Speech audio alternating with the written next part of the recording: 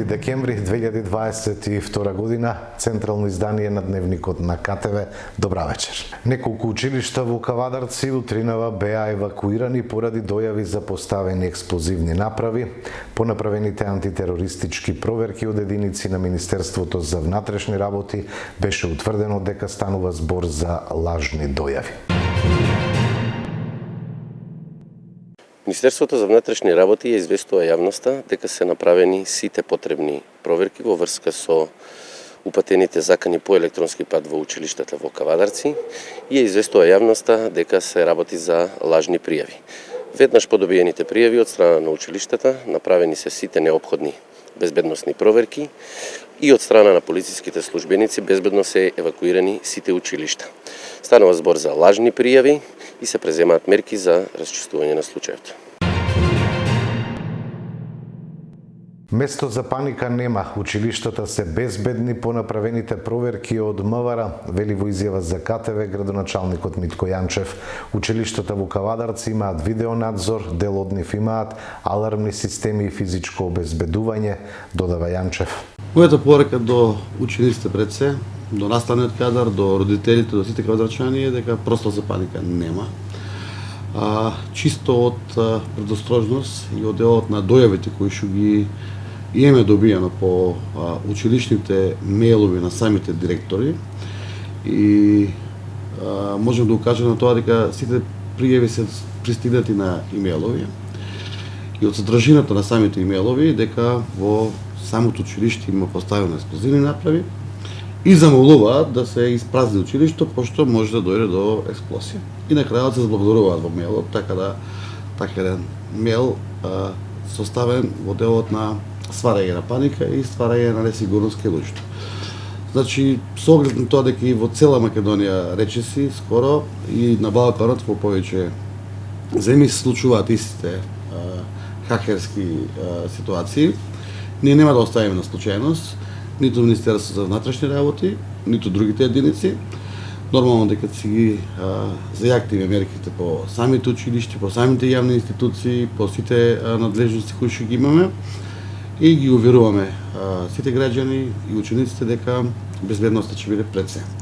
Така да ќе имаме координативен состанок и со МВР и со ОВАР Кавадарци за понатамошни преземени мерки во делот на ако има понатаму вакви хакерски мејлови или пораки лажни дојави за поставување на експлозивни материјали во самите институции. Не можеме да подклекнеме на лажните дојави, да секојдневно ничиме или правиме евакуации. Значи ова е за прв пат во општина Кавадарци се случи такво нешто. Постапено е според сите процедури и протоколи, проверено од страна на службите кои што дојде за експлозивни направи од Скопје. Никаде нема експлозивна направа, така да наставата од втора смена, односно веќе од после 12 часот ќе продолжи во самите училишта и од утре ќе имаме нормална настава. Доколку продолжат истите тенденции на дојави или закани, ќе се координираме заедно со Министерство и со други институции да бидеме сигурни во нешто кое што ние го работиме, а при тоа не дојде до некои несакани моменти. Така да моје лично размислување е дека ова психолошка состојба, психолошка, ајде да не речем војна, меѓутоа психолошка и социолошка дестабилизација на населението, така да секој еден треба да биде во рамките на верба на институциите и пред се на нашите образовни системи дека нема да дозволиме нешто доколку има дојави или било што да ризикуваме. Мислам дека ќе се стабилизира ситуацијата со преземање на повеќе мерки, со може понатамошно физичко обезбедување на самите училишта, алармни системи, веќе ни тоа го имаме и поставено како такво да функционира, меѓутоа поред дојавите мораме да се реагира. Дали имате информација дали во сите училишта заканата доаѓа од ист мејл или се работи за различни мејлови или сепак тоа е работа на истрагата? Тоа се го покаже истрагата, меѓутоа можам само да кажем дека содржината на мејлот е копи-пейст на сите други мејлови, така да идентична содржина во делот на известувањето. Кавадаречките училишта имаат видеонадзор, а меѓутоа имаат ли физичко обезбедување, ќе се работи ли во таа насока? Видеонадзор имаат училиштата, имаат алармни системи, дел од училиштата, дел од училиштата имаат и физичко обезбедување и, како што кажав претходно, врз основа на понатамошните случувања кои што ги имаме, че носиме одлуки за зголемување доколку има потреба на самата безбедност на училиште, дали физички, дали на било кој друг начин. Денеска во посета на локалната самоуправа и градоначалникот Митко Јанчев беа председателот и волонтери на Црвен крст Кавадарци по повод 5 декември, светскиот ден на волонтерството. Во оваа прилика тие поразговараа за активностите на волонтерите и за свечениот настан за одбележување на овој значаен ден. Волонтирањето представува исклучително значаен сегмент на заедниците на секаде во светот. Придонесот на волонтерите го подобрува животот на ранливото население со кое работат и го подобрува животот на волонтерите и нивните заедници. Се вели во соопштенијето од кабинетот на градоначалникот Јанчев, а воедно го честитаат и денот на волонтерството. Реализиран е договорот за доградба на подпорен зид, заштита на инфраструктурни линии на улицата Клинска во Кавадарци. Изведува, че Евроградба инженеринг информираат од локалната самоуправа. Регулаторната комисија за енергетика и водни услуги донесе одлука со која се врши намалување на малопродажните цени на нафтените деривати во просек за 0,66%. Малопродажната цена на бензинот Евросупер БС 95 се намалува за 1,5 денар по литар, додека малопродажната цена на бензинот Евросупер од 98 октани се намалува за 1 денар по литар, а малопродажната цена на евродизелот не се менува. Како работи Општина Градско, кои се приоритети за следната година и што предвидува буџетот за 2023 година, дознаваме од разговорот со градоначалникот Киро Нацков. Ние во однос на подготовките на буџетот за 2023 година започнавме малку порано од сите останати, ги посетивме сите населени места и во самото населено место Градско веќе направивме доста средби со граѓаните. Значи ова што ќе се одвива во наредните 2 викенда ние веќе го направивме со посета скоро на поголемиот број на населени места и буквално допирајќи до сите домови. Обемот на буџетот ќе биде отприлика ист како и лани. Значи отприлика околу, ако зборуваме во бројки, тоа е околу 70 милиони денари. Она што беше напоменато во делот на економската криза и на енергетската криза која што има зафатено и нашата земја општо и поголемиот дел од Европа, во делот на општината немаме, морам да кажам дека немаме некои позначени проблеми, но во делот на јавното комунално предпријатие тоа прилично влијае, иако можеби сме едни од ретките општини кои што не извршивме покачување на цената на водата и не извршивме покачување на цената на собирањето на смет и индиректно трпиме сериозни штети, така да во делот на сметките за електрична енергија, во делот на јавното комунално предпријатие, можам да кажам со сигурност дека се 3 до 4 пати поголеми во однос пред почетокот и тоа вака ни задава сериозни удари во моментов. Со Вардарски плански регион работите, има ли нешто позначајно како проект што Општина Градско ќе го доби во следниот период? Значи имаме, морам да ги пофалам и сите градоначалници, самиот Вардарски плански регион, директорот и претходна директорката. Имаме одлична соработка, без разлика дали ние како градоначалници од ВМРО ДПМН или сите останати. Сите одлуки ни се донесени до сега едногласно, колективно и вообичаено мислам дека функционираме прилично добро како регион во однос на некои други региони. Сите се одлуки донесени буквално 9-0, значи се договараме па ги носиме одлуките. Ние до сега имавме еден проект реализирано, а тоа е асфалтирање на патот до манастирот во Горно Чичево, тоа е манастирот Свети Архангел Михаил, околу 1 километар, а сега во наредната година ќе имаме асфалтирање на најоштетениот дел од патот Градско Чичево, односно околу 500 метри во однос на сумата која што ја имаме добиено, значи околу 7 милиони денари, околу 500 метри ќе бидат асфалтирани. Значи морам да повторам најоштетениот дел од патот. Премиерот Димитар Ковачевски и министерот за земјоделство, шумарство и водостопанство Љупчо Николовски денеска го презентираа новиот буџет на Министерството за земјоделство, шумарство и водостопанство за следната година. Ковачевски при тоа рече дека следната година секторот земјоделство ќе го има најголемиот буџет со кој се реализира најголемата земјоделска реформа за промена на моделот за субвенционирање и тој представува основа за понатамошен развој на земјоделството.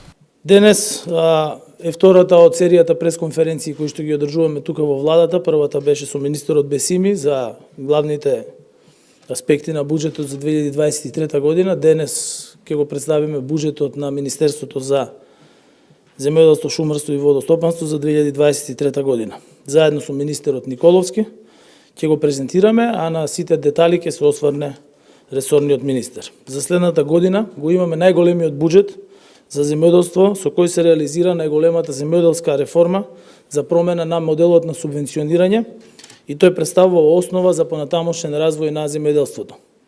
Вкупниот предлог буџет за 2023 година за поддршка на земјоделството, во кој што се опфатени сите институции кои учествуваат во развојот на овој сектор, е во износ од 193 милиони евра, што представува зголемување за 45 милиони евра во споредба со 2022 година.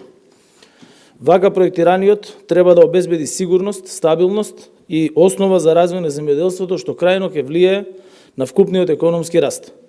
Ќе посочам дека најголем дел од средствата се алоцирани во Агенцијата за финансиска поддршка на земјоделство и рурален развој, каде што има и најголемо зголемување.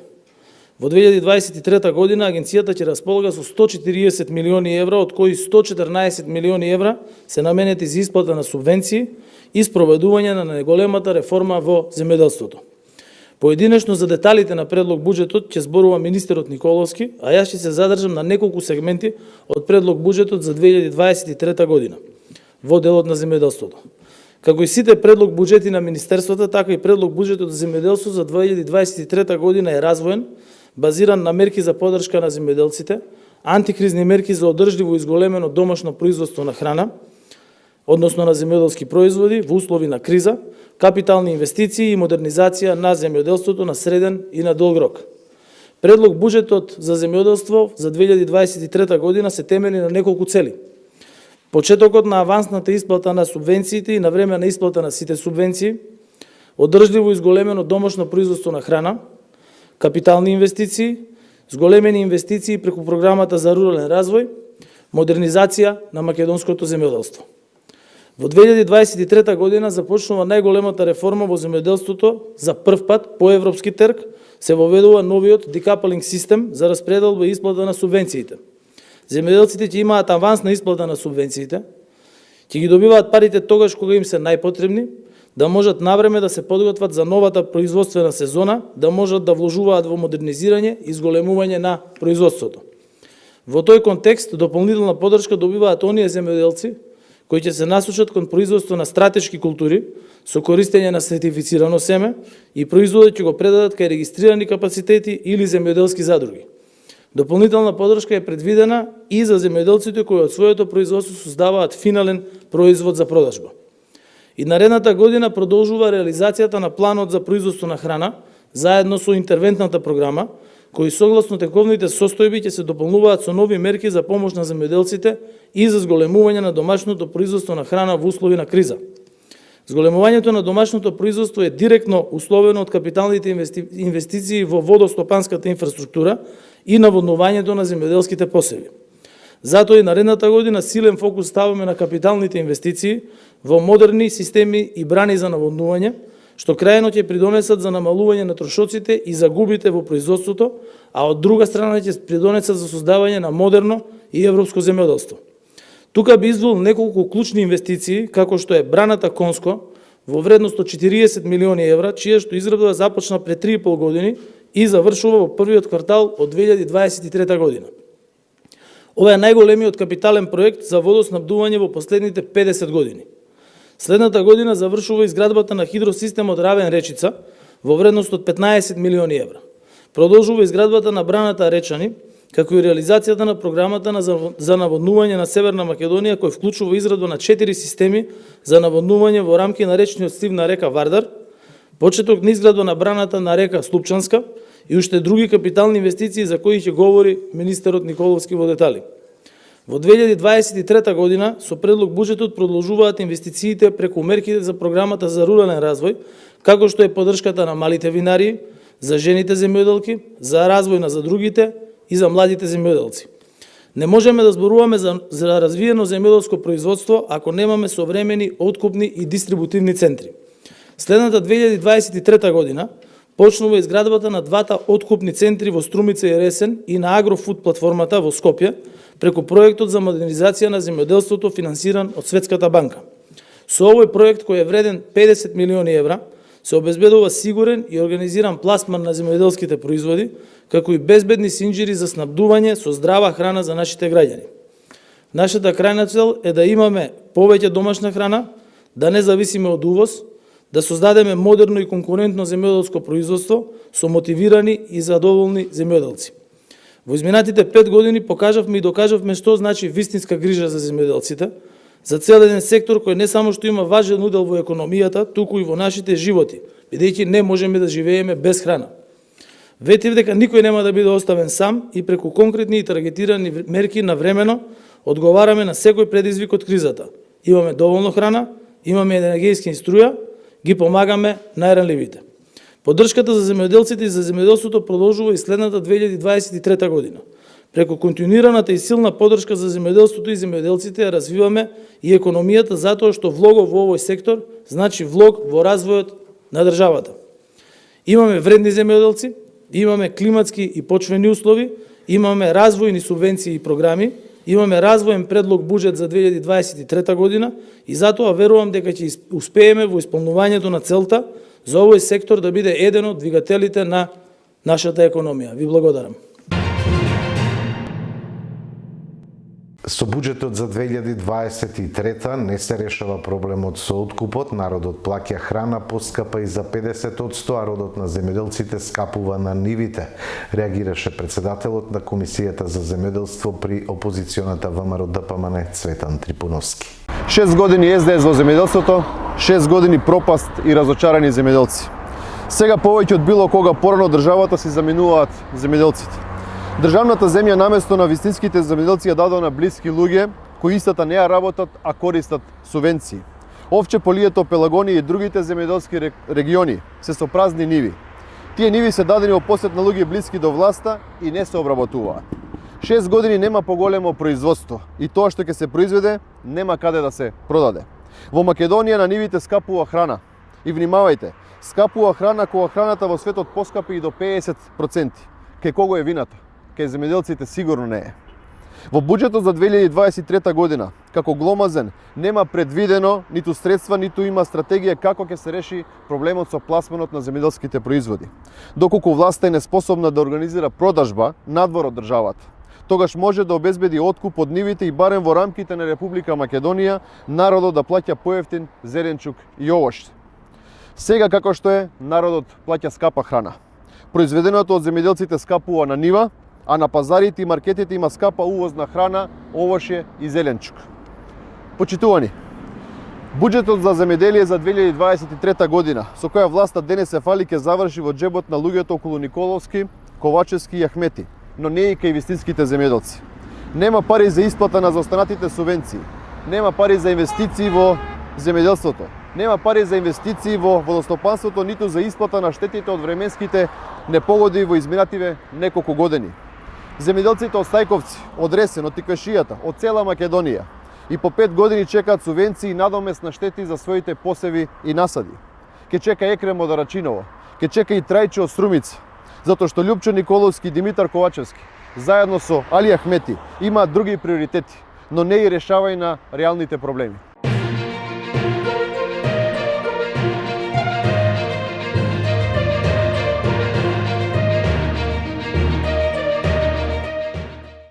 Во Дневникот информираме и за случувањата од спортот викендов. Тиквеш загуби од Силекс со 0-2. Уште само едно коло за прволигашите пред зимската пауза. Фудбалските прволигаши го одигра предпоследното коло за оваа календарска година во кој беа постигнати следниве резултати. Струга 3 Млум Академија Пандев 1-0, Македонија Џочо Петрош Кендија 1-3, Победа Скопје 0-0, Шкупи Брегалница 3-1, а екипата на Тиквеш беше поразена од Силекс со 0-2. Тиквеш имаше неколку можности да го отвори резултатот, но промаши чисти зицери, а Силекс даде гол од евидентен офсайд кој судиите не го санкционира.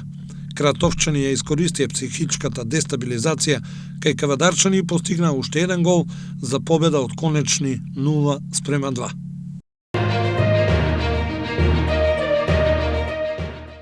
ГРК Тиквеш загуби од Пелистер со 20-30, следниот викенд се игра елиминационото коло во купот. Ракометните суперлигаши го одигра предпоследното 13-то коло од регуларниот дел од сезоната. Во групата А се постигнаа следневи резултати. Вардар Скопски Куманово 37-21, Прилеп Бутел 19-31, Алкалоид Вардар Неготино 40-16 и Охрид Струга 22-22. Во групата Б Еврофарм Пелистер во Кавадарци го совлада ГРК Тикве со 20-30, Јуниор Кисела Вода Голден Арт 20-28, Радовиш Еврофарм Пелистер 2 24-35 и Пролет Скопје 35-30. Следниот викенд се игра елиминационото коло во купот, пошто ќе се одигра и последното коло.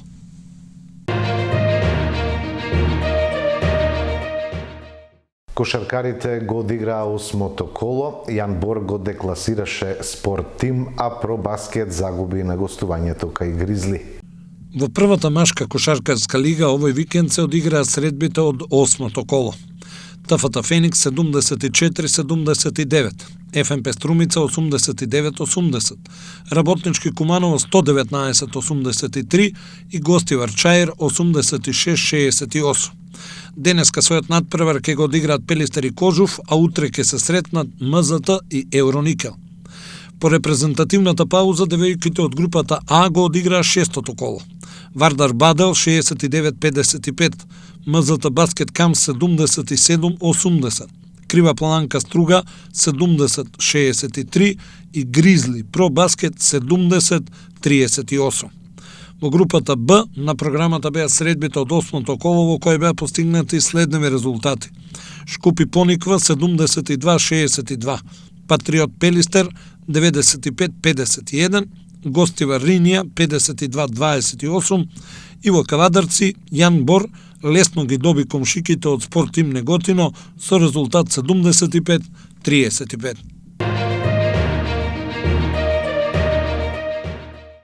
Триесет медали за Сансаи Метал Апостолов. Крсте Тодоров беше прогласен за најдобар надпреварувач во кати на Ѓорче Петров Опен. Во саботата на 3 декември во спортската сала на Средното училиште Кочо Рацин во Скопје се одржа меѓународен карате надпревар Ѓорче Петров Опен 2022. На надпреварот учество зедоа 380 надпреварувачи од Македонија, Србија и Косово. Карате клубот Сансаи Метал Апостолов со 18 златни медали, 10 сребрени и 2 бронзени, беше прогласен за најуспешен клуб во генералниот пласман во кати и борби, а Крсте Тодоров за најдобар надпреварувач во кати. Златни медали освоија ката тимовите женски кадети јуниори во состав Прстенков Ристовска Филипова, машки кадети јуниори во состав Прстенков Ристовска Костов, машки родени 2013-2014 во состав Јаневски Тодоров Трајановска, машки родени 2012-2011 во состав Јаневски Тодоров Стојанова, женски родени 2012-2011 во состав Ѓорѓиева Алексовска Тодоров, женски родени 2009-2010 во состав Ѓорѓиева Филипова Силјанова, а во поединечна конкуренција Тамара Ристовска освои злато за девојки родени 2008 и злато за јуниорки, Викторија Ѓорѓиева освои златен медал во категорија родени 2011 трето ниво и 2012 второ ниво, Мартин Костов освои злато за кадети и злато за јуниори, Фросина Алексова освои злато родени 2011 прво ниво, Крсте Тодоров освои 2 злата и тоа за родени 2012 прво ниво и второ ниво, Ева Трајановска освои злато за родени 2014 второ ниво, Јана Атанасова за родени 2013 и Марија Филипова за родени 2009. Сребрени медали освои ката тимот женски родени 2013-2014 во состав Стојанова Трајановска Атанасова, како и Тамара Ристовска кај кадетите, Фросина Алексовска родени 2011 второ ниво, Давид Јаневски 2015 помлади, Дарија Силјанова 2018 второ ниво, Марија Филипова 2019 второ ниво, Мартин Прстенков освои сребро за кадети и сребро за јуниори, Ева Трајановска за родени 2014 и Јана Атанасова за родени 2013 второ ниво. Со бронзени медали мораа да се задоволат Марија Стојанова за родени 2013 и Дарија Силјанова за родени 2008 година. Во дневникот следува и временска прогноза. Во текот на оваа седмица ќе се задржи променливо облачно време, наутро наместо со појава на магла. Ќе дува претежно јужен ветер, а утринските температури насекаде ќе се задржат позитивни. За време на викендот се очекуваат врнежи од дожд. Утре температурата ќе достигне до 12 степени.